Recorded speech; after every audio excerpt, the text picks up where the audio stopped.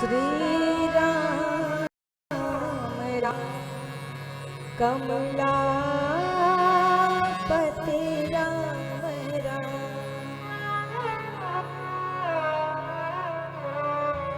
गंगा तरंग रमणी जटा कला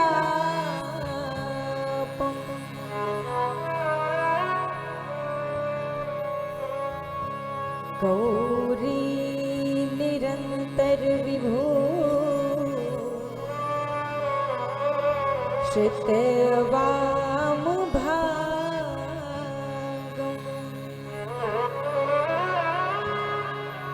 नारायण प्रियमनंग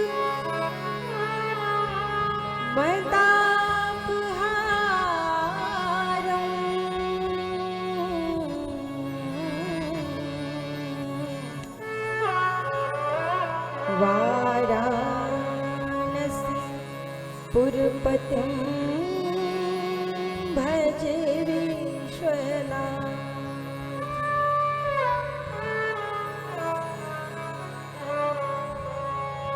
माँ सीते मेरी स्वामिनी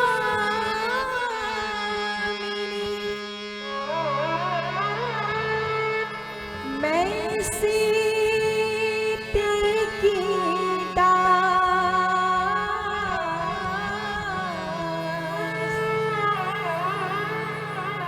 जन्म जन्म मोहि दीजियो श्री चरणों में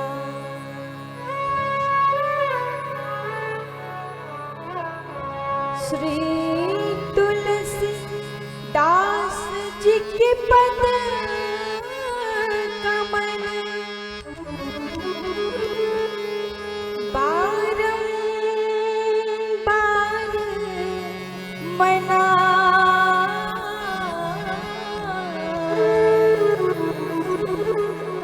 गुण गाओ सिया राम के हनुमत हो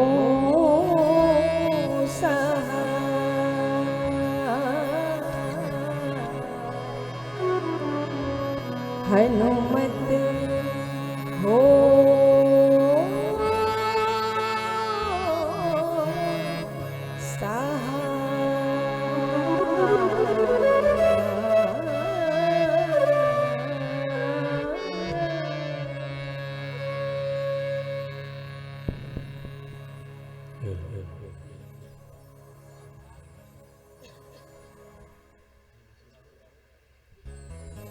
जिनकी कृपा से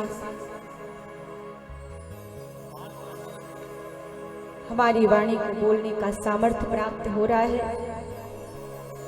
ऐसे हमारे परम आराध्य सकल सृष्टि के सृष्टा एकमात्र अधिष्ठान भूत दृष्टा प्रभु श्री राम एवं कथा के अनंत रसिया जिनकी चरण शरण में बैठ के हम अपनी वाणी पवित्र कर रहे हैं, ऐसे श्री हनुमान जी महाराज आप सभी के मध्य विराजमान हमारी गुरु स्वरूपा हमारी श्री माता जी के पूज्य चरण और इस प्राचीन हनुमान मंदिर राम कथा समिति के समस्त पदाधिकारीगण, संगीत के हमारे समस्त बंधु, स्नेहमयी वात्सल्यमयी हमारी माताएं, आत्मस्वरूप पिता लोग एवं नौगढ़ से चल के आए हुए नौगढ़ के लोग नहीं, हमारे भैया तो हमारे सभी भ्राता लोग और हमारे धर्म के भाई, आज कम से कम 4 या 5 वर्ष हुआ और भगवान को साक्षी मान के, कथा को साक्षी मान के आप हमारे धर्म के भाई बने हैं। हमारे राम अचल भैया, आपका स्नेह हमेशा मिलता रहता है और आप नौगढ़ से आए हैं चल के और बहुत प्रतीक्षा भी करना पड़ा। ये नारायण की इच्छा, हम तो समय से निकल चुके थे, लेकिन दो ने विघ्न डाला, एक चुनाव दूसरा विवाह। इतने इतनी गाड़ियां, एक तो चुनाव की गाड़ियां और दूसरे विवाह वाली गाड़ियां। जहां गाड़ी रुके वहीं ना आगे बढ़े ना पीछे। तो आप लोगों के धैर्य की बहुत ही परीक्षा हुई और आए सभी लोग, हमारी माताएं, आत्मस्वरूप पिता लोग और यत्र तत्र दुरागत समागत से पधारे हुए समस्त भगवत कथा रसिकगण, आप सभी को मेरा व्यासपीठ से नमन स्वीकार हो। सिया राम मैं सब जग जानी, करूं प्रणाम जोरी जुग पानी। आई मन और वाणी को पवित्र करने के लिए 2 बार भगवान नाम संकीर्तन, और बहुत देर हो गई, बहुत दूर जाना है। तो कथा की यात्रा बहुत लंबी है और विलंब बहुत हो चुका है। केवल आज तक ये था, अब कल से आप 6 नहीं बल्कि 5 बजे को तुम यहीं आके बैठ जाते हैं। अब कल से ये माताएं जब आदेश करते हैं, क्योंकि धैर्य आप लोगों ने बहुत रखा है, तो अब सजा हमें मिलनी चाहिए। आप जो कहो वो सजा हम तैयार है। 6 बजे कहो तो 6 बजे, आप 5 बजे कहो तो हम 5 बजे आ जाए। क्या बात है, पीछे से एक माता जी ने कहा 5 बजे। आप जो कहे सजा बिल्कुल लेने को तैयार है। आए सभी लोग भाव से, प्रेम से। दुनिया में यही एक सुखदाई नाम, दुनिया में यही एक सुखदाई नाम, श्री राम जय राम जय जय राम, श्री राम जय राम जय जय राम।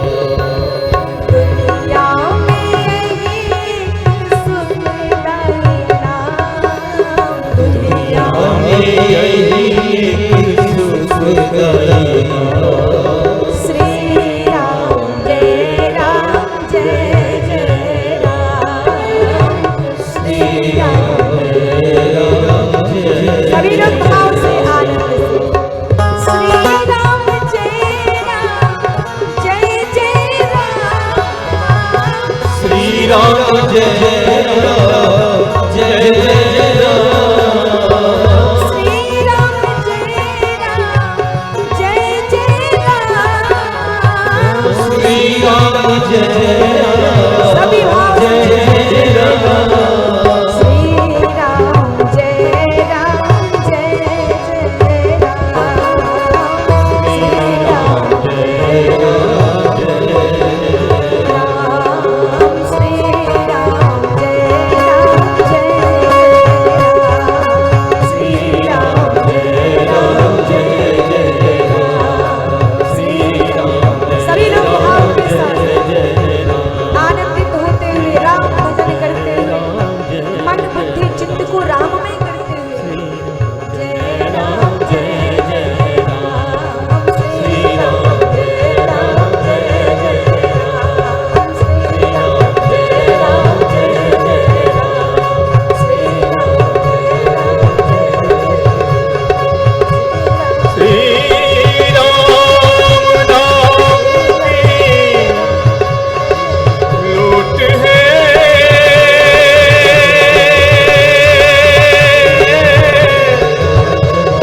लूट सके सो लूट, अंतकाल पछताएगा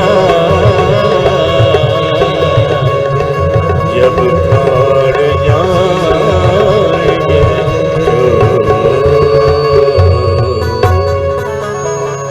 प्रेम से बोलिए सियावर रामचंद्र की की जय, पवन सुत हनुमान की जय, राधा और कृष्ण चंद्र की जय, उमापति महादेव की जय। ओम नमः पार्वती पते हर हर महादेव।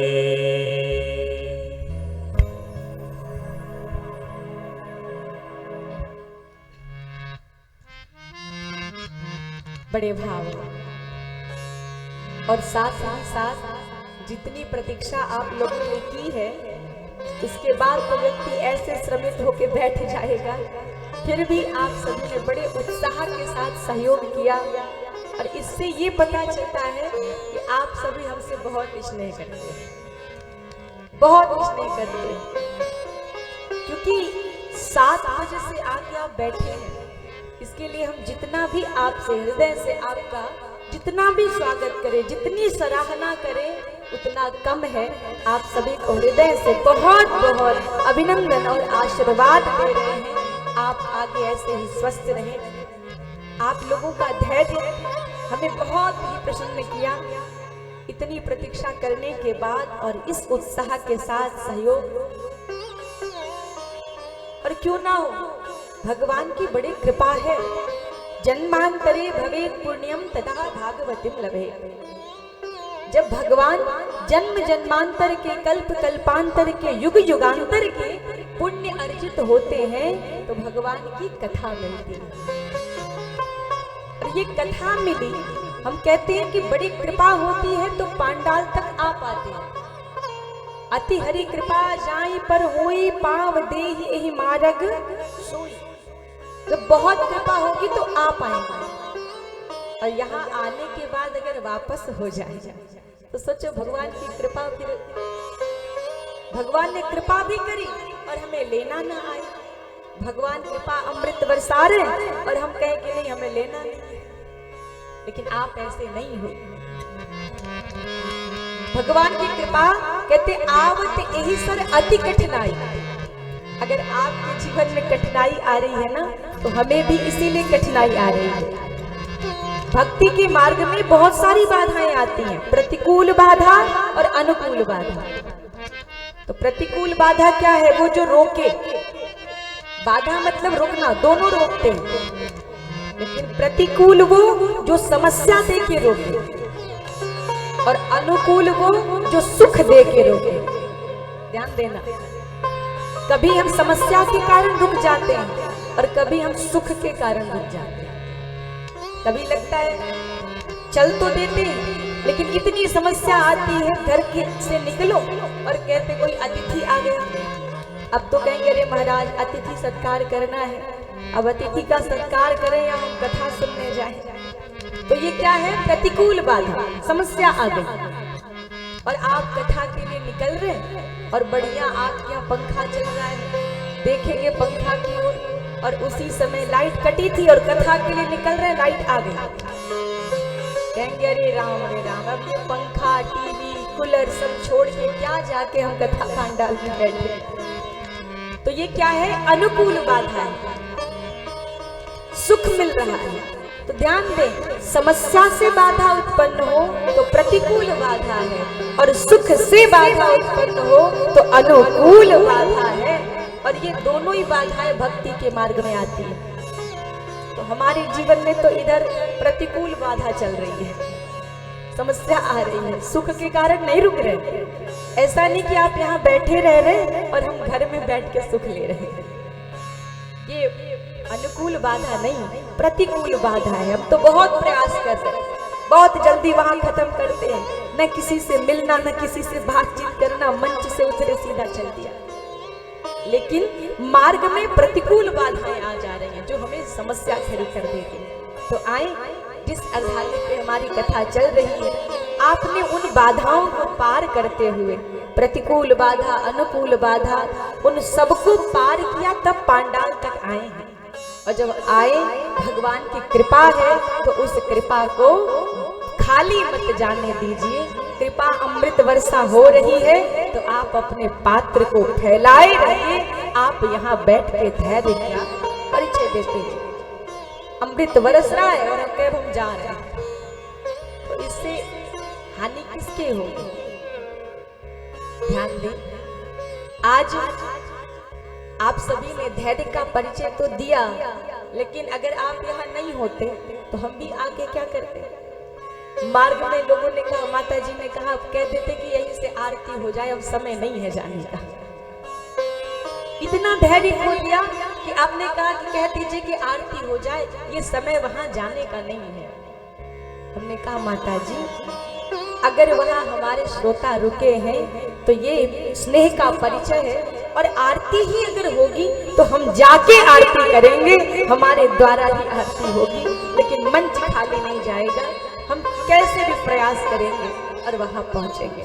तो आए, आप सभी के प्रेम के कारण, आप सभी के अनुराग के कारण, और यही तो हमारी चौपाई चल रही है। सभी बोले, मिलहि न रघुपति बिनु अनुरागा, मिलहि न रघुपति बिनु अनुरागा, की जोग तप ज्ञान विरागा, किए जोग तप ज्ञान विरागा,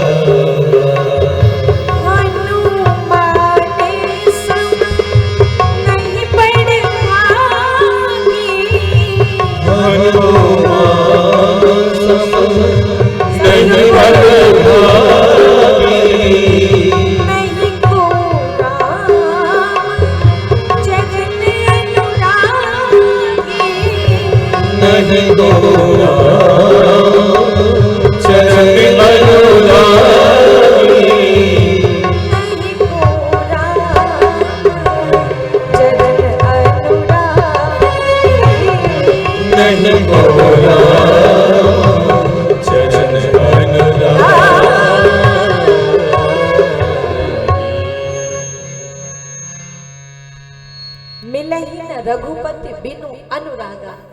भगवान बिना अनुराग के नहीं मिलते। और आप प्रथम दिवस से ये सुनते आ रहे हैं कि अनुराग करना सीखें। और अनुराग है क्या? प्रेम। प्रेम को ही अनुराग कहते हैं। बस हाँ, प्रेम संसार से हुआ तो राग बन गया, और वही प्रेम करतार से हुआ तो अनुराग बन गया, उसे ही अनुराग कहते हैं। ये अनुराग कोई अलग से नहीं है। जो भी भगवान से प्रेम किए वही अनुरागा शब्द आया। संसार के प्रेम के लिए अनुरागी नहीं बना। हनुमान जी को अनुरागी कहा क्योंकि हनुमान जी भगवान से प्रेम करते हैं। और आप प्रथम दिवस से सुनते आ रहे हैं, अनुराग शब्द का प्रयोग वही होता है, बंदो गुरुपद पदुम परागा सुरुचि सुबास सरस अनुरागा। गुरु क्या करते? अनुरागी बनाते हैं। क्यों? क्योंकि गुरु संसार से नहीं जोड़ते, गुरु करतार से जोड़ते, परमात्मा से जोड़ते। गुरु क्या करते? गुरु पहचान कराते। और आज कल आपने सुना, गुरुदेव ने पहचान कराई दशरथ जी को। सुनु निपजासु विमुख पछताई। आपके घर कौन आने वाला है? जिससे विमुख होके संसार पछताता है, अर्थात परमात्मा। वही परमात्मा आपके घर आने वाले हैं। और गुरु किससे जोड़े? भगवान से जोड़े ना। तो गुरु क्या करते? अनुरागी बनाते, रागी नहीं बनाते। संसार से प्रेम करना नहीं सिखाते, परमात्मा से प्रेम करना सिखाते। तभी तो आज गुरु का वचन याद आ गया। दशरथ जी के कानों में सुनाई दिया, दशरथ पुत्र जन्म सुनि काना, मानहु ब्रह्मा नंद समान। कानों में सुनाई दिया, पुत्र रत्न हुआ है, लाला हुआ है। और इतना सुना नहीं कि गुरु जी की बात याद आ गई। क्या याद आ गई? कि मेरे घर कौन आया है? लाला नहीं आए, पुत्र नहीं आए, कौन आए? जाकर नाम सुनत शुभ हो, जाकर नाम सुनत शुभ होई। पूरे गृह आवा प्रभु सोई।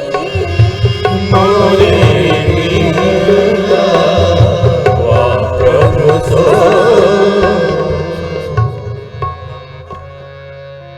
जाकर नाम सुनत शुभ होई।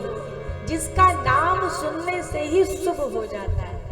ध्यान देना, नाम सुमिरन करोगे तो भी शुभ होगा, भगवान की लीला सुनेंगे तो भी मंगल होगा, और भगवान के धाम जाएंगे तो भी मंगल ही होगा। भगवान का नाम भी आपको अनुरागी बनाता है, और भगवान का रूप भी दर्शन करो तो भी अनुरागी बनाता है। और आज बड़े प्रसन्न हैं दशरथ जी, लाला का जन्म हुआ, जितना कोष में भरा है सब कुछ दान कर दिया। और ध्यान देना, हमने कहा ना कि अभी सुख संपत्ति के बादल छाए हैं। भगवान जिस दिन से गर्भ में आए, पूरे अयोध्या में सुख संपत्ति के बादल छा गए, लेकिन अभी वर्षा नहीं हो रही है। वर्षा कब होगी? जब जानकी जी आएंगे, क्योंकि जानकी जी कौन है? ध्यान देना, शक्ति है, संपत्ति है। ये माताएं ही ऐसी होती हैं जो गृह को गृहिणी ही गृह बनाती है। घर को घर बनाना ये आपके बस की बात नहीं है। आप मकान बना सकते हो, लेकिन मकान को घर बनाना ये माताओं के हाथ में है। तभी तो शास्त्र कहते हैं गृहिणी गृह उच्यते। अगर गृहिणी है तो घर कहा जाएगा, अन्यथा उसे घर नहीं मकान कहा जाएगा। तो ये माताएं आती हैं तो ही सुख संपत्ति, क्योंकि नारी के स्वरूप को ही लक्ष्मी कहा गया, और लक्ष्मी मैया ही तो सुख संपत्ति की वर्षा करती है कि नहीं? भगवान आए तो सुख संपत्ति के बादल छा गए, और भगवान ने कहा बरसोगे कब? तो कहा जब विवाह हो जाएगा तब लिखा है कि सुकृत मेघ संजीवनी बारी। जब विवाह हो गया तब कहा सुकृत मेघ पर संजीवनी बारी। वर्षा तब हुई है जब भगवान का विवाह हुआ, जानकी जी आई है तब। अभी केवल सुख संपत्ति के बादल छाए और अयोध्या में आनंद हो रहा है, सब के सब आनंद कर रहे हैं, और भगवान के जितने 16 संस्कार हैं वो सभी किए जा रहे हैं। गर्भाधान संस्कार कल हुआ, जन्म हुआ तो जातक संस्कार, तत्पश्चात भगवान का मधुप्राशन संस्कार, और मधुप्राशन के बाद अन्नप्राशन संस्कार, और अब भगवान धीरे धीरे बड़े हो रहे हैं। अभी चलना नहीं आ रहा है जी जी, आपको जौनपुर जाना है, हम उधर ही से आ रहे हैं और आपको उधर जाना है। बिल्कुल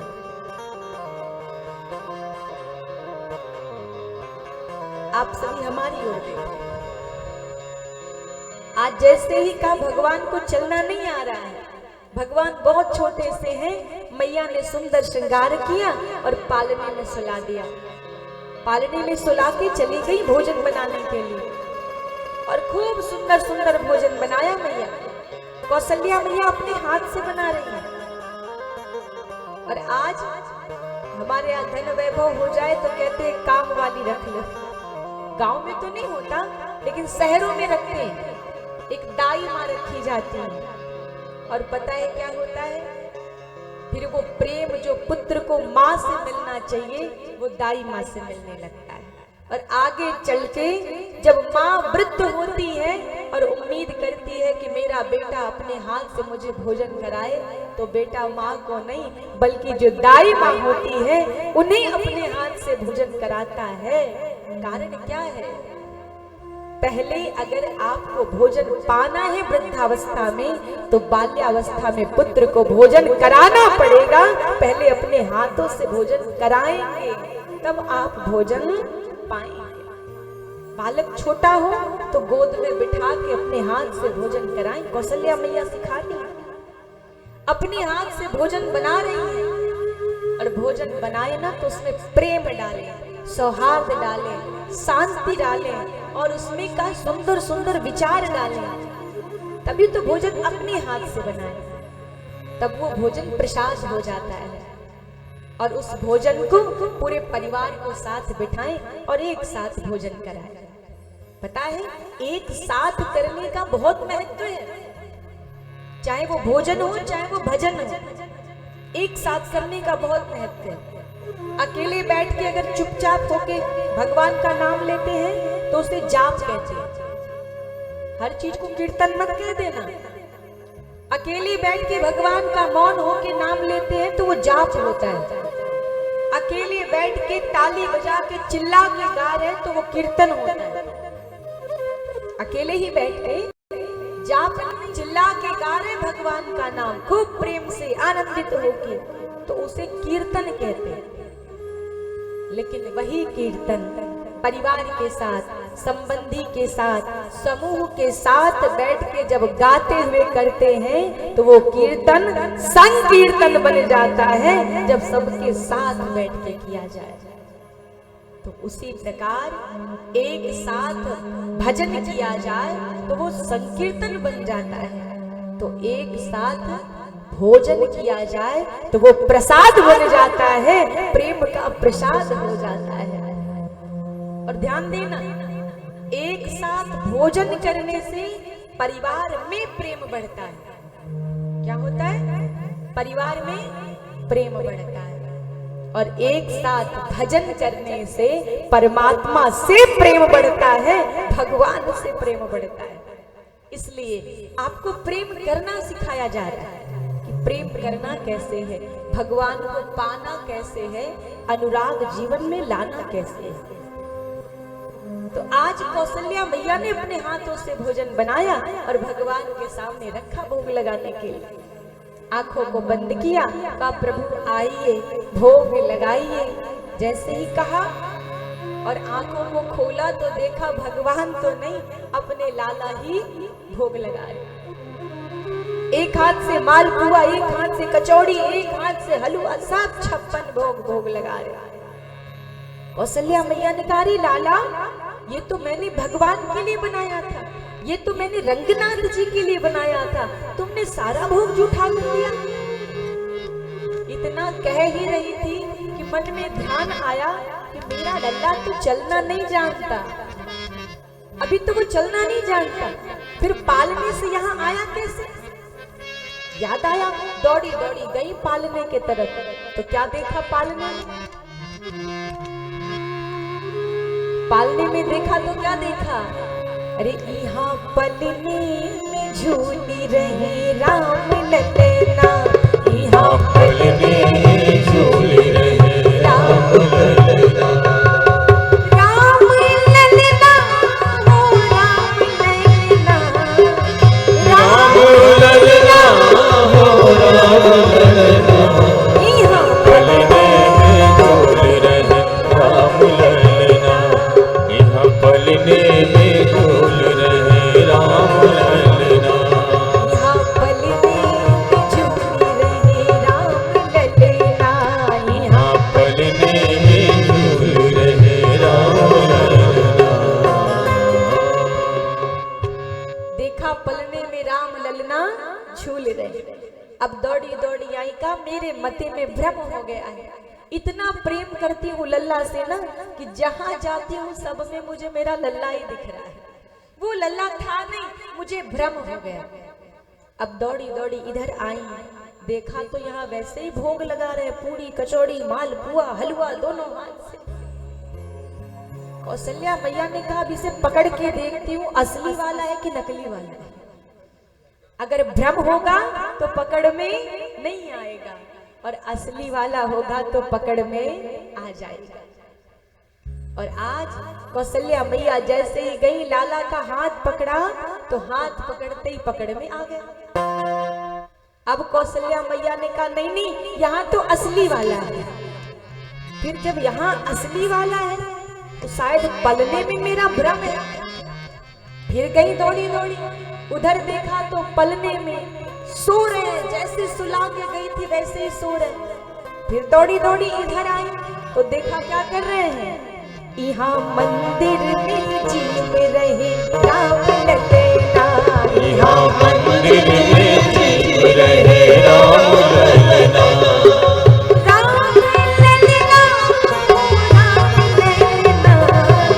राम ललना हो राम ललना, यहाँ मंदिर में जीव रहे राम ललना, यहाँ मंदिर में जीव रहे राम ललना, राम ललना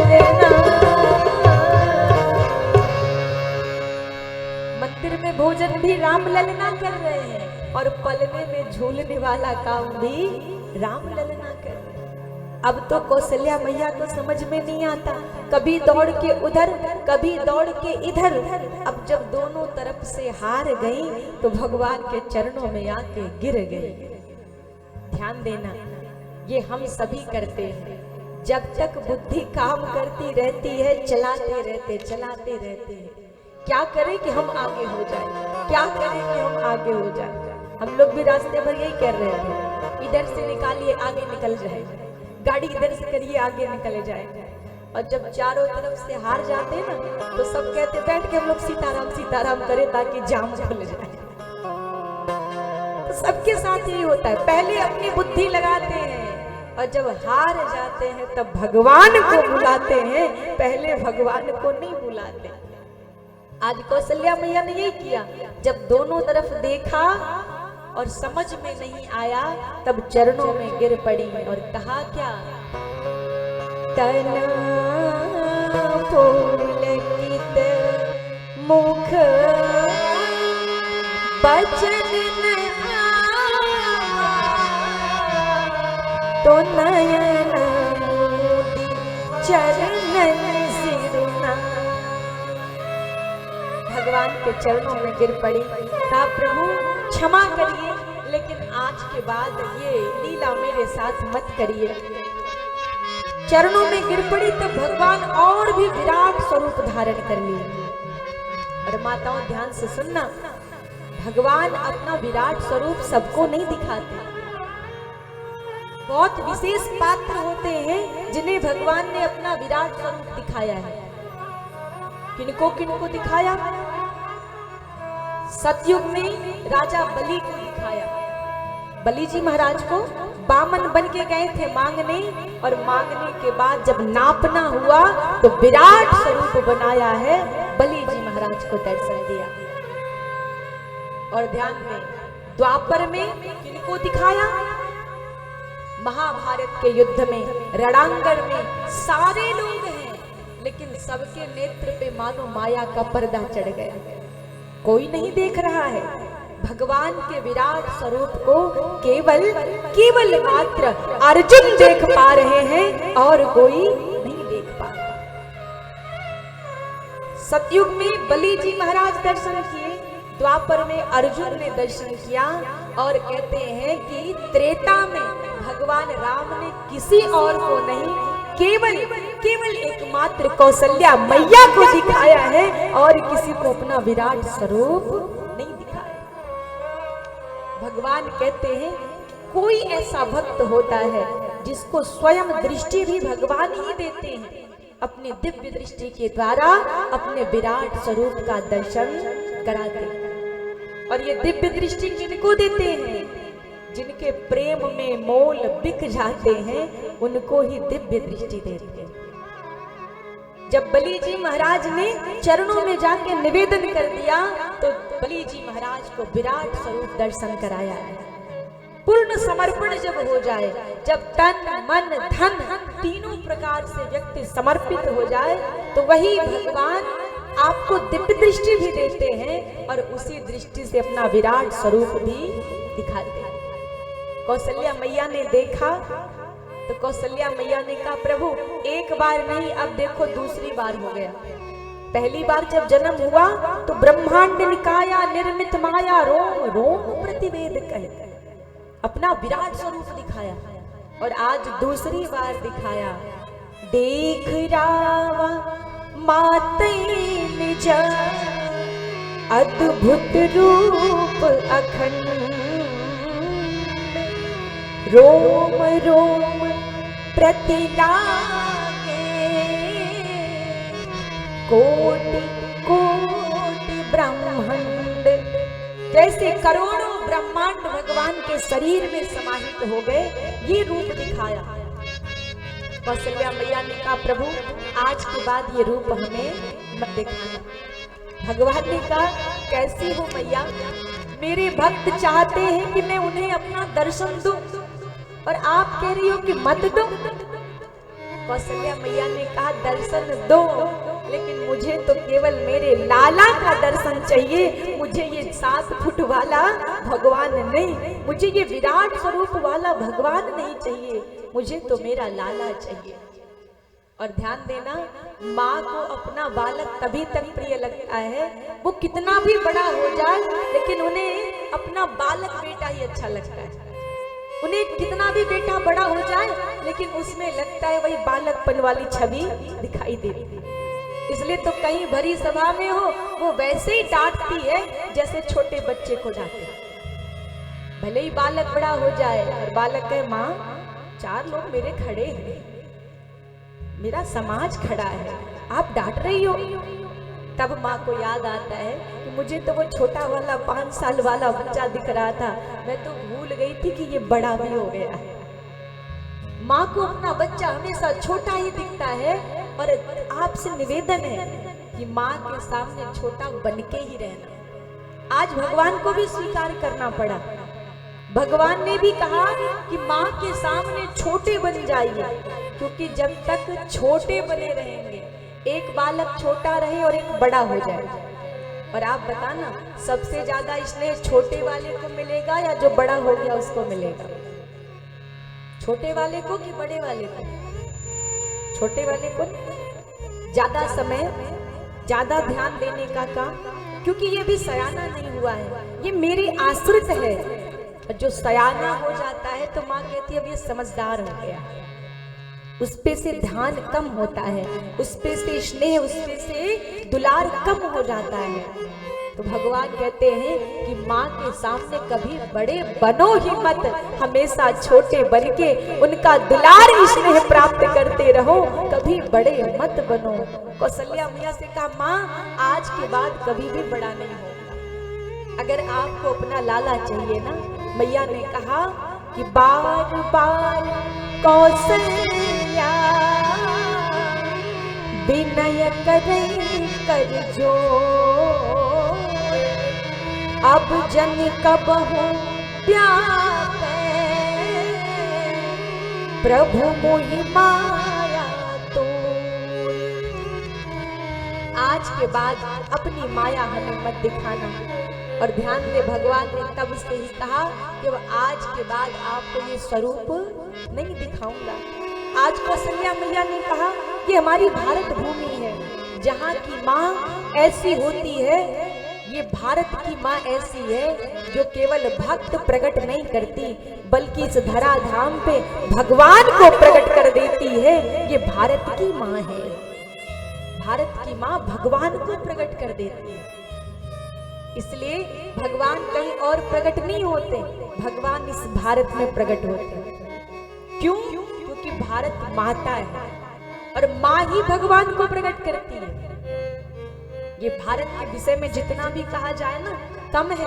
विवेकानंद जी बोल रहे थे, शिकागो में धर्म सभा चल रही थी और विवेकानंद जी ने इतना सुंदर उद्बोधन दिया, इतना अच्छा बोलते रहे कि वहां एक विदेशी महिला बड़ी प्रभावित हुई और उसने देखा, कहा ये तो बहुत सुंदर बोल रहे हैं, कितने ज्ञानी, परम ज्ञानी लग रहे हैं।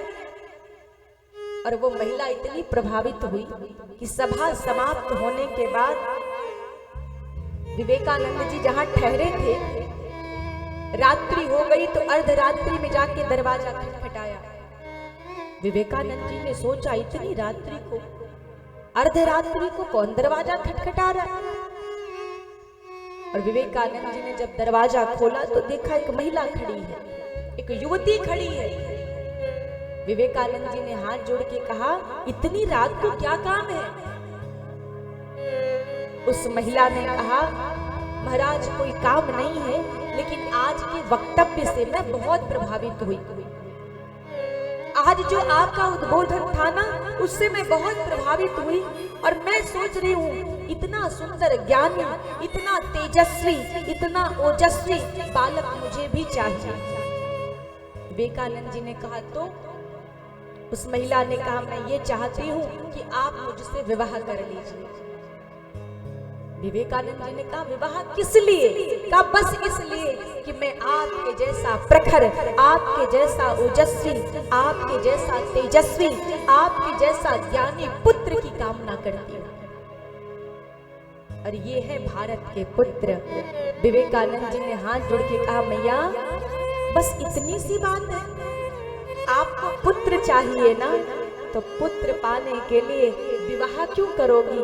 आप मुझे ही अपना पुत्र बना लो और आपको मेरे जैसा ज्ञानी ओजस्वी बालक अभी प्राप्त हो जाएगा, प्रतीक्षा भी करनी नहीं पड़ेगी। आप मुझसे विवाह क्यों कर रही हो, बल्कि आप मुझे अपना बालक बना लीजिए, आप मेरी मैया बन जाइए। ये है भारत माता और ये है भारत माता के सपूत, ये है भारत माता के पुत्र, इतनी ज्ञानी इतनी ओजस्वी। ये भारत माता के यहाँ जो भी निकले हैं ना, मानो हीरे की तरह है। ये भारत माता, यहाँ की माताएं भगवान को धराधाम पे ला देती है। आज कौशल्या मैया ने हाथ जोड़ के कहा, प्रभु आज मैंने जो देखा, आज के बाद मत दिखाना। अब भगवान ने धीरे धीरे लीला करनी शुरू की, भगवान धीरे धीरे चलना शुरू किए। लेकिन ध्यान देना, राम जी की जो लीला है ना, सब सुंदर लीला है। भगवान का कर्ण भेद संस्कार हुआ, उपनयन संस्कार हुआ और उपनयन संस्कार के बाद विद्या अध्ययन संस्कार के लिए गए। और गोस्वामी जी ने लिखा कि गुरु गृह गए पढ़न रघुराई, गुरु गृह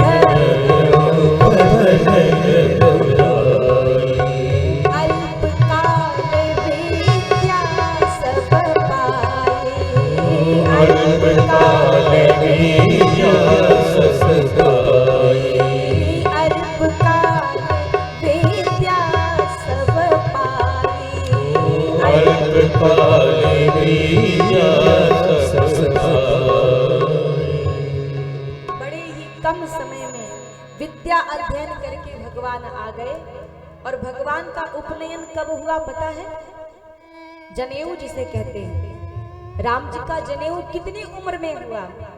तो संतों ने लिखा, जब कुमार भये सब भ्राता, तो दीन जनेऊ गुरु पे तुम्हारा। जब ही कुमार, कुमार का अर्थ 11 वर्ष, भगवान राम 11 वर्ष के हुए तो उनका जनेऊ संस्कार हुआ। और ध्यान दें, ये बहुत सुंदर शिक्षा मिलती है हमें। भगवान जब बामन रूप में आए तो वही भगवान का जनेऊ 7 वर्ष की अवस्था में हुआ। जाके पढ़ लीजिएगा, बामन भगवान का उपनयन संस्कार 7 वर्ष की अवस्था में। मानो भगवान ने शिक्षा दी कि ब्राह्मणों का जनेऊ 7 वर्ष में और क्षत्रियों का जनेऊ संस्कार 11 वर्ष में होना चाहिए, ये शास्त्रों ने पढ़ाया। भगवान राम जी का जनेऊ संस्कार हुआ और आज विद्याध्ययन करके आ गए। और कर क्या रहे हैं? आयसु मांगी करे पूरे काजा। यहाँ जितने युवा भाई हैं ध्यान से सुनना, राम जी से पिताजी को कहना नहीं पड़ता, बेटा ये जाओ घर आओ, बेटा उठ जाओ, जाओ थोड़ा काम देख लो, ये नहीं कहना पड़ता। राम जी खुद जाते हैं और कहते, पिताजी मेरे लायक क्या काम है बताइए, पिताजी मेरे लायक। दशरथ जी ने कहा, अरे राम इतनी दास दासी है, अभी भी क्या तुम्हें काम करने की आवश्यकता है? राम जी ने कहा, नहीं पिताजी, पिता आज्ञा ही मेरे लिए पिता की सेवा है, तो मैं आपकी सेवा करना चाहता हूँ, आप आज्ञा करें, मेरे लिए क्या काम है, मेरे योग्य क्या काम है। और ये राम जी का आदर्श है। और कन्हैया क्या करते हैं? कन्हैया क्या करते हैं? कन्हैया भी कहते हैं कि बाबा मैं काम करना चाहता हूँ। कौन सा काम करना चाहता हूँ? तो कहा मैं भी कुछ घर का हाथ बटाना चाहता हूँ। नंद बाबा ने कहा, तू जो काम करेगा वो तो काम ही बिगाड़ देगा। कन्हैया ने कहा, नहीं, सब कहते हैं कि जब देखो तब माखन चोरी, यहाँ वहाँ बस चोरी का काम करता है, मैं कुछ घर का हाथ बटाना चाहता हूँ, काम करना चाहता हूँ। नंद बाबा ने कहा, कुछ करना है तो जा गैया चरा। और नंद बाबा जाते हैं, नंद बाबा ने कह दिया तो कन्हैया गाय चराने चले गए। और जब गाय चरा के आए, एक दिन घटना ऐसी घटी कि मैया के सामने रोने लगे। मैया ने कहा, अरे लाला कुछ हुआ क्या? तो देखने लगी शरीर पे कहीं चोट तो नहीं आया, ऊपर से नीचे तक देख लिया कहीं चोट तो नहीं आया। तो चोट तो कहीं नहीं आई, कहा हुआ क्या? तो कन्हैया ने कहा, मैया मैया मोरी कामरी चोरी गई, सुन मैया मोरी कामरी चोरी गई, सुन मैया मोरी कामरी चोरी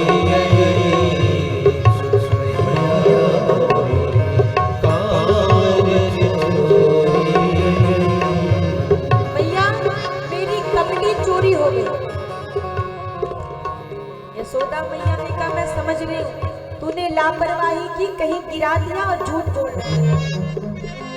कन्हैया ने कहा, नहीं नहीं मैया सच कहता हूँ। तो कहा, तो तूने पता नहीं लगाया चोरी कहाँ हुई, किसने चुराया? कन्हैया ने कहा, नहीं मैया मैंने पता लगाया, पूछने गया था। तो कहा, किससे पूछा? तो कन्हैया ने कहा कि मैं कामरी की खोज करना सब सो पूछ गई, सब ना पूछ भाई। मैंने सबसे पूछा, जितने मेरे सखा थे मित्र थे सबसे पूछा। मैया ने कहा, फिर? तो एक कहे कान्हा तेरी कामरी, एक कहे कान्हा तेरी कामरी, अरे जमुना जात भये मैया मोरी कामरी चोरी गई, सुन मैया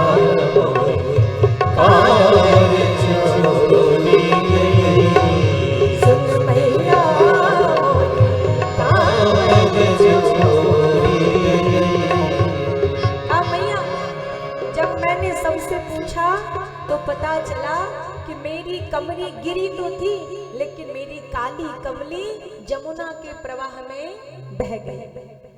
यशोदा मैया ने कहा, अरे तो ये कौन सी बड़ी बात है, तू तो एक गेंद जमुना में चला गया तो तूने छलांग मार दी और उसमें कूद के तूने कालिया दह के ऊपर नाच किया। एक गेंद के लिए तू कूद पड़ा जमुना में, काली दह में कूद पड़ा, तो अपनी कमली के लिए नहीं कूद सकता था? कन्हैया ने कहा, कूद सकता था माँ, लेकिन जैसे ही जमुना के पास गया पता करने के लिए कि किधर बह के गया, जाऊं निकाल लूं, तो मैंने सबसे पूछा किधर किधर बहा, बता किधर? तो ग्वाल बालों ने कहा, मैया मैं कामरी की खोज करना जमुना जात भई। जमुना भी गया तो हुआ क्या? एक कहे कान्हा तोरी कामरी, एक कहे कान्हा तोरी कामरी, अरे सुर भी चबार गए, गैया मैया चबा गई, अरे सुर भी चबार गए मैया मोरी कामर चोरी गई, सुन मैया मोरी कामर चोरी गई, सुन मैया मोरी कामर चोरी गई। आज यशोदा मैया ने कहा, चल मैंने मान लिया गैया चबा गई। अरे चबाई होगी तो पूरा थोड़ी चबा गई होगी, कोई भी गैया वस्त्र चबाए तो थोड़ा बहुत तो टुकड़ा गिर ही जाता है, पूरा की पूरा थोड़ी खा जाएगी। यशोदा मैया ने कहा, चल चल के अभी देखती हूँ गौशाला में, थोड़ा भी टुकड़ा गिरा है कि तू झूठ बोल रहा है। मुझे पता है तू बहुत झूठ बोलता है, इसलिए मुझे इस बात का पता लगाना है कि आखिर कमली हुई तो क्या हुआ। और जैसे यशोदा मैया चलने लगी, कन्हैया ने कहा माँ यही गलत बात है, आप पूरी बात सुनती ही नहीं हो, अभी आगे भी तो सुनो ना। मैं कामरी की खोज करना खिरका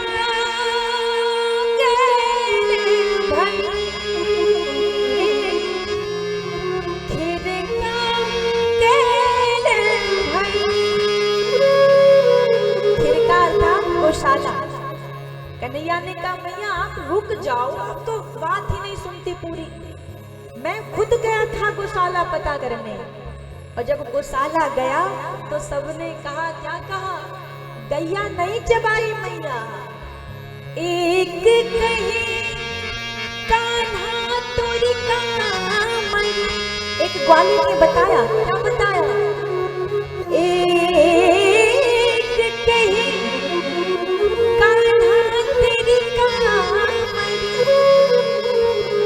राधा चुराए ले मैया मोरी कामर चोर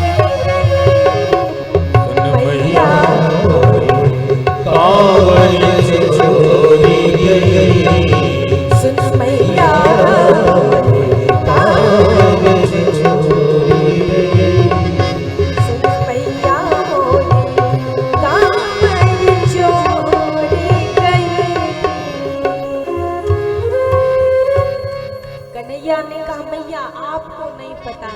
भगवान ने सोचा कुछ ऐसा बताऊं जहां फिर यशोदा मैया जा नहीं पाए। कन्हैया ने कहा मैया ये कामरी राधा चुरा के ले गई। मैया ने कहा अच्छा ऐसी बात है, सोचा दूर की बात कह दूं। कहाँ ये जाएंगे वृषभान के यहाँ, कहाँ ये पूछेंगे कि राधा कमली चुराई और मैं बच जाऊंगा। मैंने तो कहीं कमली गिरा दी और मैया की डांट ना पड़े, इसलिए कन्हैया बात को घुमा रहे। मैया ने कहा अच्छा आज तो इस बात का सही सही पता लगा के रहूंगी। कन्हैया ने कहा फिर करेंगी क्या, तो कहा राधा के पास जाऊंगी। अब इतना सुना नहीं कि कन्हैया थर थर कांपने लगे। अरे मैया राधा के पास क्यों जाएगी, अरे कोई बड़ी बात है क्या, एक छोटी सी कमली ही तो है, कमली के लिए राधा के पास जाएगी पूछने। यशोदा मैया ने कहा बात कमली की नहीं है, बात तेरे झूठ की है। तू झूठ क्यों बोलता है, आज तो राधा से पूछ के ही मानूंगी। और आज यशोदा मैया ने कहा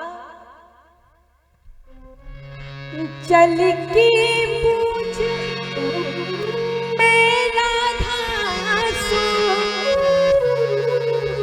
मैया मैया ने हाथ पकड़ा, अब चल तेरे सामने चल के पूछाती हूँ और देखती हूँ कि राधा ने चुराया कि नहीं चुराया। अरे मैया गई, हाथ पकड़ के जब चलने लगी ना, अब तो कन्हैया ने अपनी अंतिम युक्ति लगाई और सबसे बड़ा अस्त्र है कन्हैया के पास। कौन सा अस्त्र, सूरदास अब नंद नंदन के, सूरदास अब नंद नंदन के। क्या हुआ, नैनन नीर बहे, अब तो आंसू बहाने लगे और अपना अंतिम शस्त्र चलाया। यशोदा मैया के सामने जोर जोर रोने लगे। मैया चोरी हो गई तो हो गई, मैया मोरी कामर चोरी गई। सुन मैया मोरी कामर चोरी गई, सुन मैया मोरी कामर चोरी गई।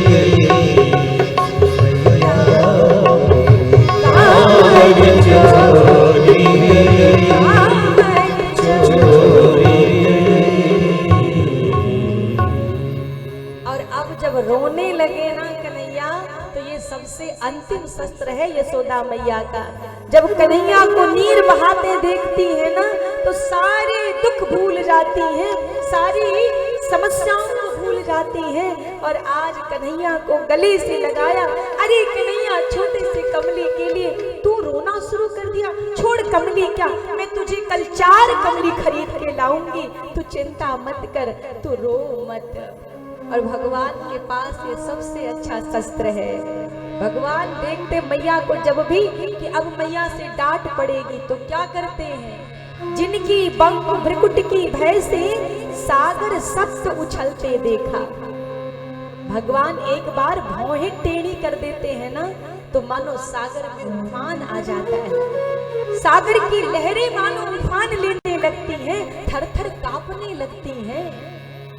और वही भगवान जिनसे संसार कांपता है, सागर कांपता है, जड़ चेतन कांपता है, वो भगवान क्या करते हैं, जिनकी बंक भ्रिकुट की भय से सागर सप्त उछलते देखा, उनको ही यशोदा के भय से अश्रु बिंदु दृग ढलते देखा।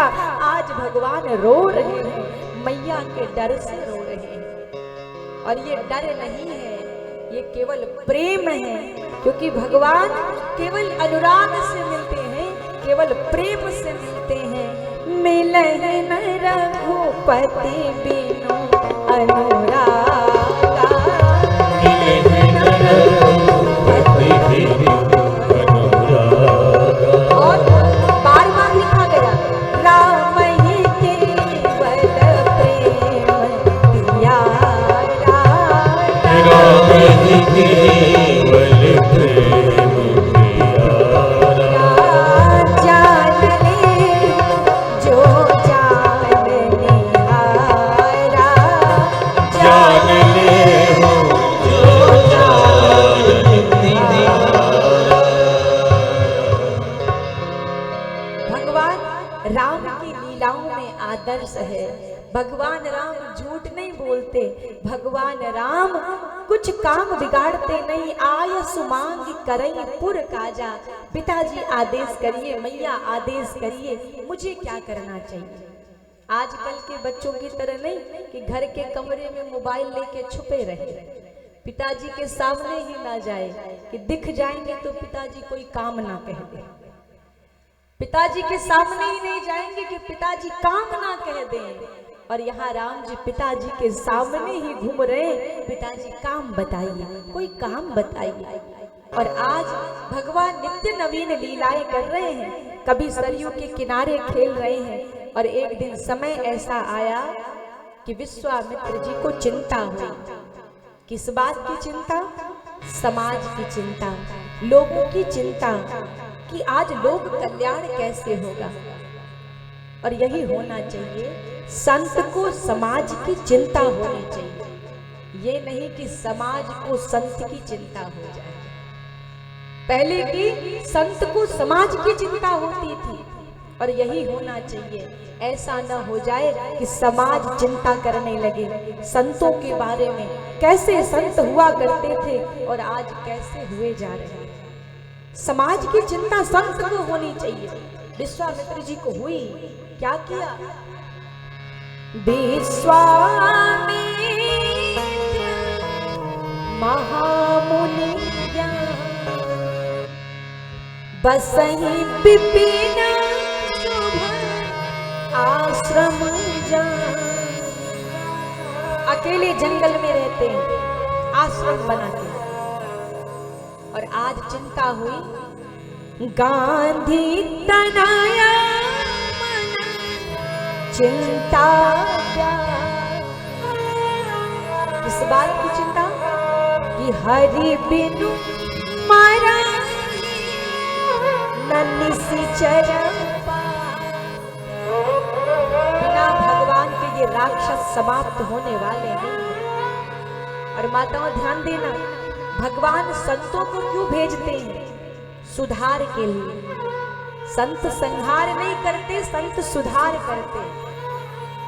संतों को भेजा सुधार करने के लिए।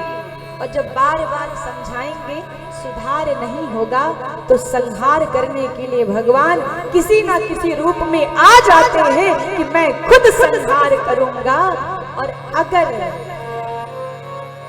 संत सुधार ना कर पाए तो भगवंत संहार करके उस जीव का उद्धार कर देते हैं, संहार के साथ ही साथ उद्धार कर देते हैं। विश्वामित्र जी चाहते तो सारे राक्षसों को एक क्षण में समाप्त कर सकते थे, लेकिन नहीं किया। क्यों नहीं किया? विश्वामित्र जी ने कहा अगर मैं मारूंगा तो ये मरेंगे, लेकिन अगर राम मारेंगे तो ये तर जाएंगे, ये तरेंगे, इसलिए हमें मारना नहीं है, इन्हें तारना है, इन्हें राक्षसों का तरण तारण करना है, इनका उद्धार करना है। इसलिए विश्वामित्र जी चल पड़े। कहाँ गए? अयोध्या में पदार्पण हुआ विश्वामित्र जी का। सूचना मिली आगमन की और दशरथ जी को जैसे ही कानों में सूचना मिली विश्वामित्र जी आए हैं, दौड़ पड़े अगवानी में।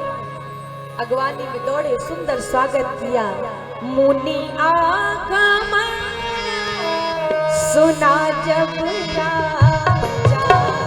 मुनि आगमन सुना जब राजा, मिलन गयऊं विप्र समाजा, मिलन गयऊं विप्र समाजा।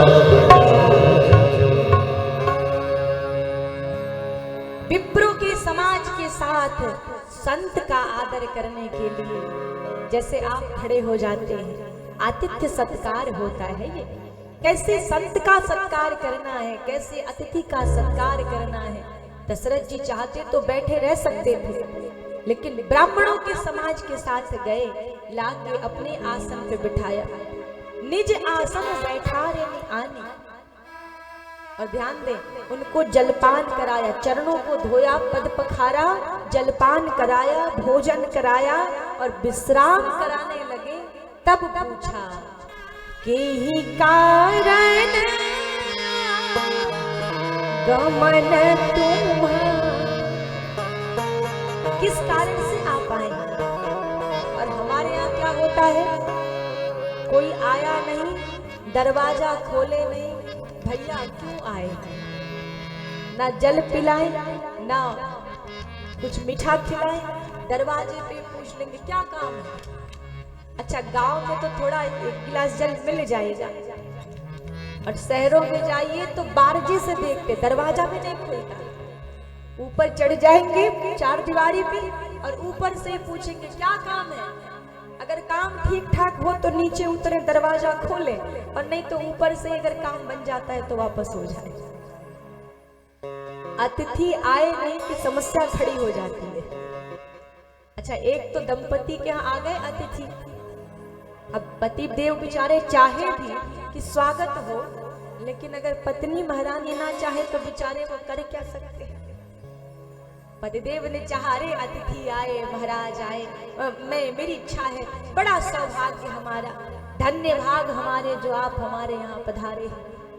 बहुत धन्यवाद दिया, उनको बिठाया और घर में गए जल लेने के लिए। जैसे ही घर में गए, पत्नी महारानी ने कहा किसके लिए जल? तो कहा आए हैं, एक बड़े हमारे पुराने मित्र आए हैं। उन्होंने कहा जल तो दे देती हूँ, लेकिन भोजन नहीं बनाऊंगी, पहले ही बता दे रही हूँ। अब पतिदेव बेचारे क्या करें, गृह मंत्रालय तो उनके ही हाथ में है। पतिदेव ने कहा देखो एक काम करो, ज्यादा कुछ नहीं, रोटी ही बना लो, मेरा मित्र है, मैं समझा लूंगा, रोटी ही खा लेगा। और जल लेके गया मित्र के पास।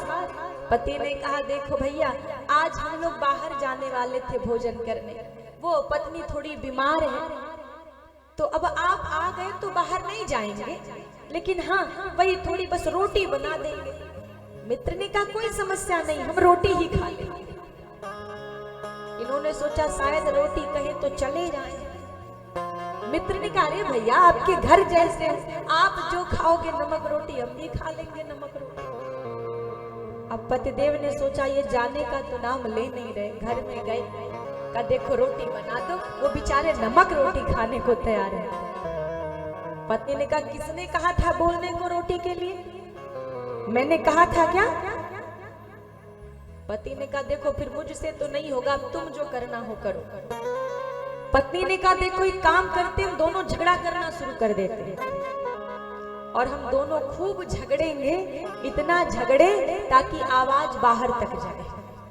और जब वो सुन लेंगे हम दोनों का झगड़ा तो सोचेंगे कि झगड़ा हो रहा है, यहाँ रुकना ठीक नहीं है, चले जाए। अब दोनों ने झगड़ना शुरू कर दिया, खूब आवाज तेज करके झगड़ना शुरू किया। बीच में पत्नी ने कहा जाओ देख के आओ गए कि हैं। पतिदेव गए, धीरे से झांका तो देखा महाराज बैठे हुए हैं। आके कहा फिजूल का झगड़ा कर रही हो, गए नहीं। पत्नी ने कहा अंतिम उपाय लगाने जा रही है। पतिदेव ने कहा क्या करने वाली है? कहा देखो झगड़ा इतना बढ़ाओ कि आप मुझे एक थप्पड़ लगाओ। पतिदेव ने कहा क्या कह रही हो? कहा नहीं आप डरो मत, नहीं संकोच, मैं कह रही हूं ना। पतिदेव ने कहा चलो तुमने कह दिया तो कोई बात नहीं। और कहा थप्पड़ लगाना और मैं जोर जोर से रोऊंगी और इतने तेज रोऊंगी आवाज बाहर जाए, तब उन्हें लगेगा कि अब झगड़े का स्वरूप बढ़ गया, अब चूल्हा जलने वाला नहीं, अब तो रोटी भी बनने वाली नहीं है। पतिदेव ने कहा चलो जैसे तुम्हारा मन। अब झगड़ा करते करते पतिदेव ने लगाया,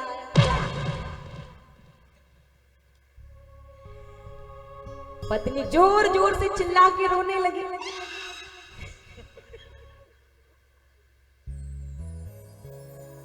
अब बहुत जोर जोर से रोने लगी। पतिदेव से कहा जाके बाहर देख के आओ, गए क्या? पतिदेव ने जाके देखा अतिथि महाराज चले गए। अब तो बड़े गदगद होके झूमते नाचते हुए आए।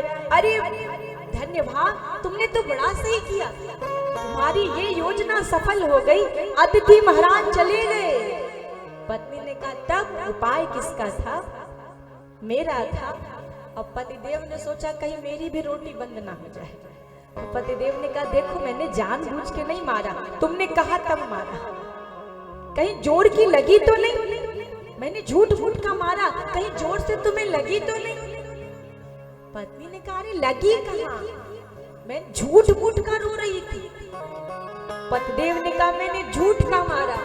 पत्नी ने कहा मैं भी सच का कहा रो रही थी, झूठ में रो रही थी। और अतिथि महाराज ने आगे धीरे से कहा मैं भी सच में कहा गया था, झूठ हुआ गया, मैं भी झूठ मूठ में गया था, सच में थोड़े गया था। अतिथि महाराज आ जाए और ऐसे आओ भगत होने लगे तो धन्य हो। अतिथि आए तो उनका स्वागत करें और अतिथि को भी समझ के आना चाहिए। अतिथि कौन? जिसकी आने की कोई तिथि ना हो, कभी कभार आ जाए। अब रोज बन के जाओगे तो घर के सदस्य हो जाओगे, अतिथि नहीं रह जाओगे, फिर घर जैसे रहो, अतिथि जैसा सत्कार मत ढूंढो। आज विश्वामित्र जी बड़े दिनों बाद आए तो आतिथ्य सत्कार किया, अपने आसन पे बिठाया और कहते महाराज क्या आदेश है बताइए। विश्वामित्र ने कहा ज्यादा कुछ नहीं, बस कुछ मांगने आया। मांगने का शब्द सुना नहीं, आज दशरथ जी का हृदय कांप गया। कहा महाराज मुझे लगा था कि आप आए हो तो जरूर कुछ मांगने आए हो, क्योंकि ये पहली बार नहीं है, आप एक बार और आए थे मांगने, और आप मांगते हो ना तो साधारण नहीं मांगते। दशरथ जी ने कहा महाराज हमें याद है, आज भी हमारे पूर्वजों ने बताया है, आप एक बार और मांगने आए थे जब हमारे वंश में हरिश्चंद्र राजा हुए थे। राजा हरिश्चंद्र जब हुए इतना दान कर रहे थे, लोगों को दान करके संतुष्ट कर रहे थे, तब इंद्रादि देवता ने आपको ही भेजा था और आपने आके ऐसा मांगा, पूरा राज्य पाठ ही मांग लिया और ऐसा मांगा कि हरिश्चंद्र को जाके स्मशान पे जाना पड़ा और उनकी पत्नी को जाके दासी बनना पड़ा। तो महाराज आप मांगते हो तो साधारण नहीं मांगते, अच्छा ये एक समस्या है क्या आपके साथ? विश्वामित्र जी ने कहा क्या? दशरथ जी ने कहा जब जब हमारे वंश में कोई चंद्र होता है तो ही आप मांगने आते हो। विश्वामित्र जी ने कहा मतलब? कहा पहली बार मांगने आए थे जब हरिश्चंद्र हुए थे, और आज दूसरी बार आए हो जब हमारे वंश में रामचंद्र हुए, तो दूसरी बार आप मांगने आए। जब कोई चंद्र आता है तो ही आप चले आते हो। मुझे लगता है कि सूर्य वंश में कोई चंद्र आए ये आपको सुहाता नहीं है। हमारा वंश है सूर्य वंश, और इस सूर्य वंश में कोई आके चंद्र लगाता है ये आपको सुहाता नहीं है, इसलिए आप चले आते हो। और महाराज उस समय तो आए तो राज्यपाठ मांगा था, आज क्या मांगने आए हो? विश्वामित्र जी ने कहा सही समझे हो, तब आया था राज्यपाठ मांगने के लिए, और आज राज्य नहीं, आज तो सीधा राजकुमार मांगने आया हूँ। आज राज्य नहीं, राजकुमार मांगने आया। विश्वामित्र जी ने कहा अनुज समेत देहु रघुनाथ, अनुज समेत देहु रघुनाथ, निश्चर बंध में भोग सनाथा, निश्चर बंध में भोग सनाथा। कह दिया छोटे के साथ बड़े को दे दीजिए। क्यों? असुर समूह सतावहि को, असुर समूह सतावहि मोहि, मैं जाचै यहु निकट होई, मैं जाचै यहु निकट होई। कहते हैं कि मुझे असुर समूह सता रहे हैं, मैं आपको जांचने आया हूं। क्या जांचने आया हूं? मैं आपको परखने आया हूं। यहाँ दो अर्थ है जांचने का। जांचन के दो अर्थ हैं। एक याचना, व्याकरण में, हिंदी व्याकरण में, हिंदी साहित्य के व्याकरण में या को ज कहा जाता है। जो व्याकरण के विद्यार्थी होंगे, जब हम पढ़ते हैं त्रयंबकम यजामहे, तो हम यजामहे कहते हैं, लेकिन जो व्याकरण के विद्यार्थी होते हैं वो त्रयंबकम जजामहे कहते हैं, वो य को ज कहते हैं। तो आज यहाँ याचन को ही जाचन कहा है, अर्थात मैं आपसे याचना करने आया हूं, मैं आपसे मांगने आया हूं। और दूसरा जाचन, जाचन अर्थात जांचने, परखने आया हूं। क्या परखने आए हैं? विश्वामित्र जी ने कहा मैं ये परखने आया हूं कि आप एक पिता ही हो या एक अच्छे राजा। दशरथ जी ने कहा समझा नहीं। कहा अगर केवल पिता का धर्म निभाएंगे तो पुत्र को जाने नहीं देंगे, और अगर एक सही राजा का धर्म निभाएंगे तो प्रजा की सुरक्षा के लिए अपने पुत्र को भेज देंगे, बड़े भाव से भेज देंगे, अगर प्रजा के बारे में सोचेंगे। अब तो ऐसा बांधा दशरथ जी को समझ में नहीं आता। दशरथ जी समझ नहीं पा रहे क्या कहें। प्रजा भी तो राजा के लिए पुत्र ही के समान होता है, और कहते हैं जिस राजा के राज्य काल में प्रजा दुखी है तो समझना वो राजा नरक का अधिकारी होता है।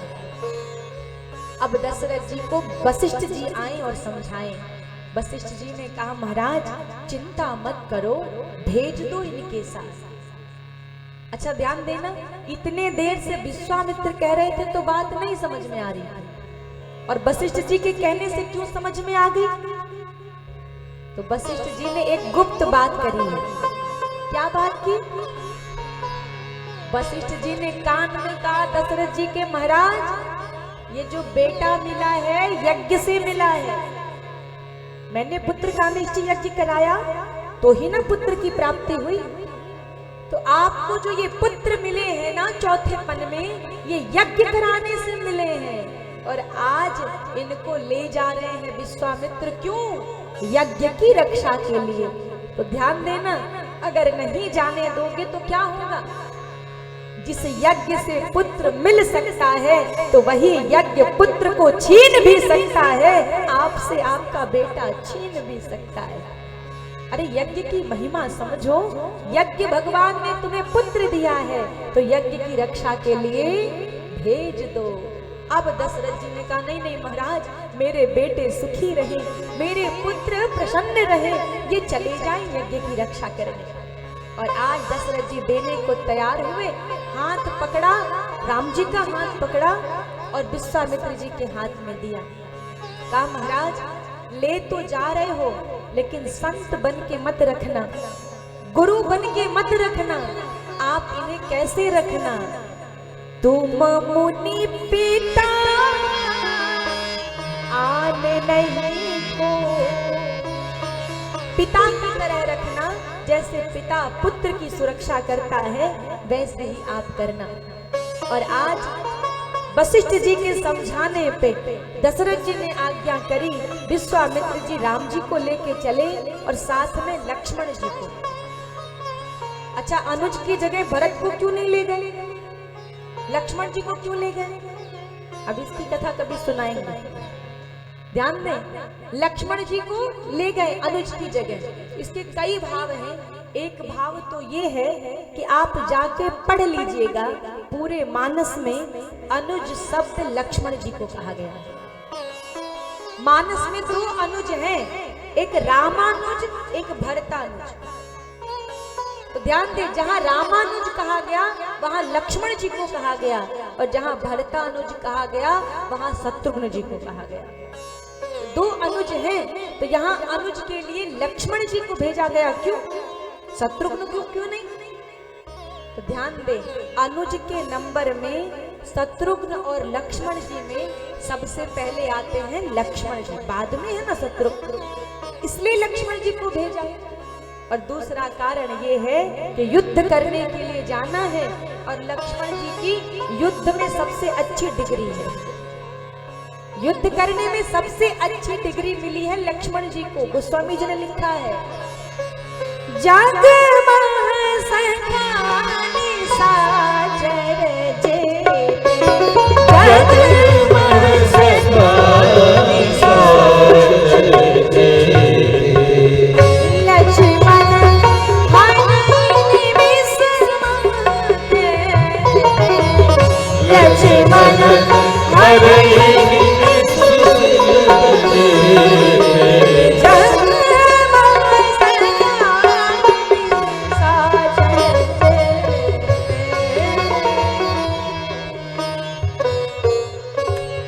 लक्ष्मण जी को भेजा क्योंकि यहाँ वध करने जाना है, राक्षसों को मारना है। विश्वामित्र जी लेके गए और भगवान ने जाते ही सबसे पहले ताड़का का वध किया। चले जात मुनि दीन दिखाए, चले जात मुनि दीन दिखाए, सुन ताड़का क्रोध करि ढाई, सुन ताड़का क्रोध करि ढाई, कहीं मान प्राण हरि देना, दीन जानते ही निज पद देना, दीन जानते ही निज पद देना। ताड़का का उद्धार किया, मारीच को दूर किया, सुबाहु का उद्धार किया, और वहां विश्वामित्र जी ने कुछ शस्त्र और शास्त्र की विद्या दी। वहां से आगे निकले और आज भगवान ने अहिल्या मैया को देखा। विश्वामित्र जी से पूछा, विश्वामित्र जी ने पूरी कथा सुनाई और भगवान ने अहिल्या के ऊपर कृपा करी। क्यों? क्योंकि जब तक अनुराग नहीं होगा तब तक भगवान कृपा करने वाले नहीं हैं। और मैया अहिल्या के जीवन में अनुराग आया, अतिशय अनुराग आया। ध्यान दें, बहुत अनुराग आया, इसलिए आज भगवान अहिल्या मैया के ऊपर कृपा करते हैं। पर सत पद पावन सोग न सावन, प्रगट भई तप पूज सर देखत रघुनाथ जन सुखदायक सन्मुख कर जोरी अति प्रेम अधीरा पुलक शरीरा मुख नहीं बचन अतिशया बड़ भाई चरणन लाई युगल नयन ध्यान दें, अहिल्या मैया का भगवान के चरणों में अनुराग था, इसलिए भगवान मिले। और कल इसके आगे कथा आप श्रवण करेंगे, अनुराग की चर्चा चलती रहेगी। और कल भगवान का सुंदर विवाह होगा, श्री सीताराम विवाह उत्सव मनाया जाएगा। तो माताएं आप खूब अच्छे से तैयार होके आए और आपके पास जो सबसे अच्छी वाली साड़ी होगी वो पहन के आए। जो अलमारी में बहुत दिनों से रख दिया है बंद करके, उसको निकाल के पहन के आइएगा। भगवान के उत्सव में थोड़ा वो भी निकल जाए, जो विवाह में रखते हैं ना, वो पहन के आइएगा। कल भगवान का विवाह उत्सव मनाया जाएगा, कन्यादान होगा। तो आए, भगवान ने अहिल्या मैया के ऊपर कृपा की। जब अतिशय अनुरागा, जब बहुत अनुराग हुआ तब भगवान मिले। क्यों? क्योंकि मिले न रघुपति अति अनुरागा, मिले न रघुपति बिनु अनुरागा किए जो तप ज्ञान विरागा किए योग तप ज्ञान विरागा हनुमान सम नहीं बड़ भागी हनुमान सम नहीं बड़ भागी नहीं को रामचंद्र अनुरागी नहीं को रामचरण अनुरागी। इसी के साथ विधान है, इसलिए 2 बार भगवान नाम संकीर्तन, तत्पश्चात जैसी सूचना होगी आप आरती और प्रसाद लेके जाएंगे। लेकिन कल 6 बजे कथा प्रारंभ हो जाएगी। अब हमने कह दिया, अब आप ऐसा ना करें कि आप आने में विलंब करें, और आप आए या ना आए। जैसे आप हमारे आने की प्रतीक्षा कर रहे थे, हम आपकी प्रतीक्षा नहीं, हम तो कथा प्रारंभ कर रहे हैं, क्योंकि हम अपनी सजा स्वीकार कर रहे हैं और 6 बजे कथा प्रारंभ कर देंगे। आप आ जाइए। तो आए सभी लोग भाव से 2 बार भगवान नाम संकीर्तन। तारा है सारा जमाना नाथ हमको भी तारो, तारा है सारा जमाना नाथ हमको भी तारो, तारा है सारा जमाना नाथ हमको भी तारो। तारा है सारा जमाना सभी भाव से सबकी ताली एक बार। विश्राम की ओर है कथा।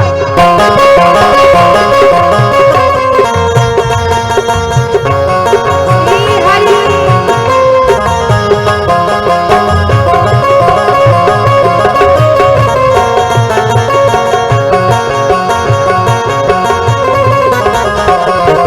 तारा है सारा जमाना नाथ हमको भी तारो, तारा है सारा जमाना नाथ हमको भी तारो, तारा है सारा जमाना नाथ हमको भी तारो, नाथ हमको भी नाथ हमको भी तारो।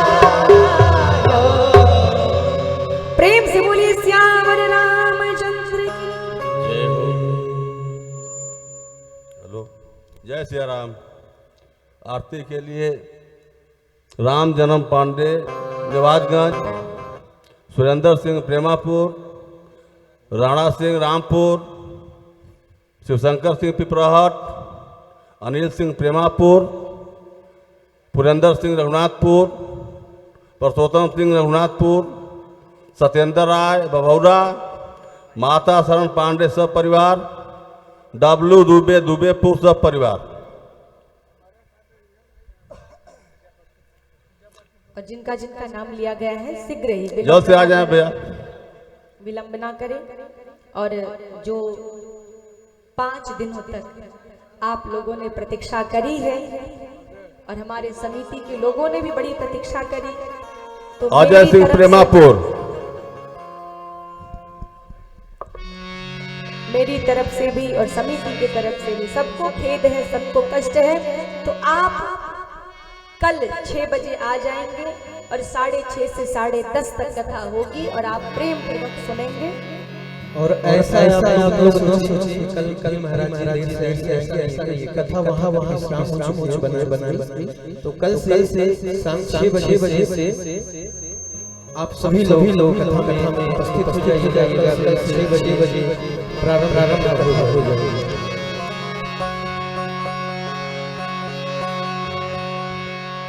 हरि ओम चंद्रमा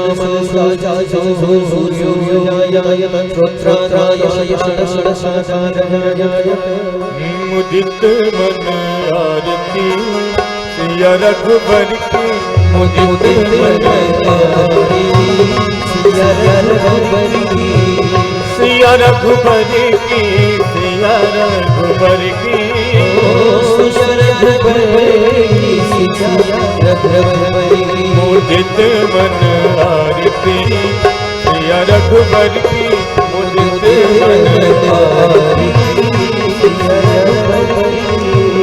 पहली आरती भई अवधपुरी में, पहली आरती अवधपुरी में, पहली आरती भई अवधपुरी में, पहली आरती अवधपुरी में, राजा दशरथ जी के राज महल में,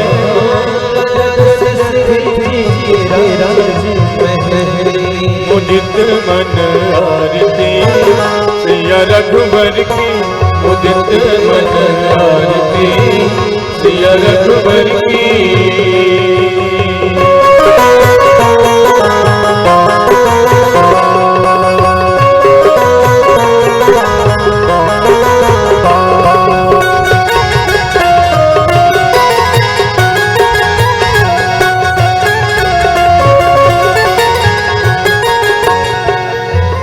दूसरी आरती भई जनकपुरी में, दूसरी आरती भई जनकपुरी में, दूसरी आरती भई जनकपुरी में, दूसरी आरती जनकपुरी में, रानी सुनैना के रंग महल में,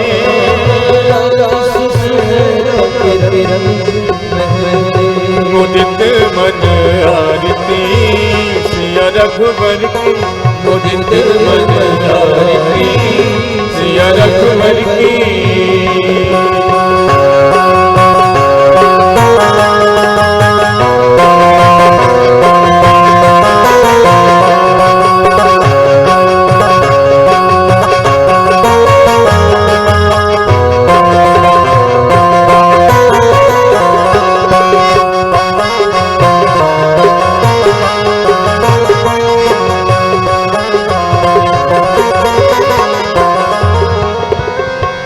तीसरी आरती भई चित्रकूट में, तीसरी आरती भई चित्रकूट में, तीसरी आरती भई चित्रकूट में, तीसरी आरती भई चित्रकूट में, साधु समाज और मुनि जनन में, साधु समाज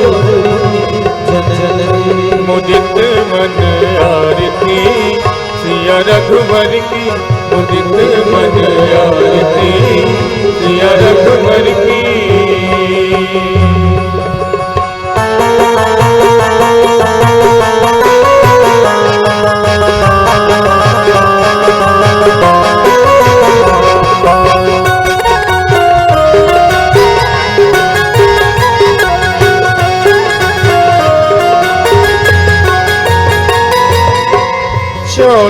आरती भई साकती पुरी में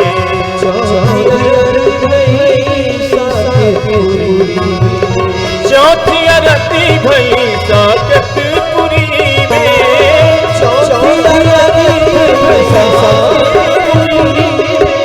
चौथी आरती भई साकतपुरी में श्री हनुमान जी के हृदय कमल में श्री हनुमान जी के हृदय कमल में मुदित बदया सिया रघुबर की मुदित बदया सिया रघुबर की हरिपुर गौरम करुणावतारम संसार सारम मुझे त्योहारम सदा वसंतम हृदयारविंदे अहं भवानी सहितं नमामि मनोजवं मारुततुल्यवेगं जितेन्द्रियं योगमदावरीशं वातात्मजं वानरेन्द्ररूपं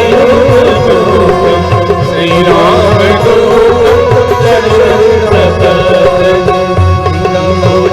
श्यामलकोटनाभं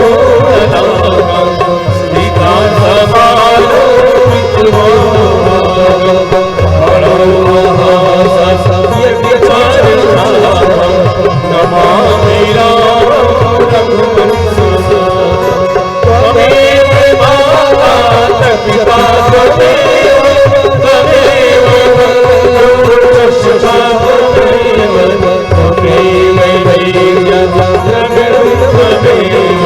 त्वमेव सर्वं देवदेव त्वमेव सर्वं देवदेव त्वमेव सर्वं देवदेव।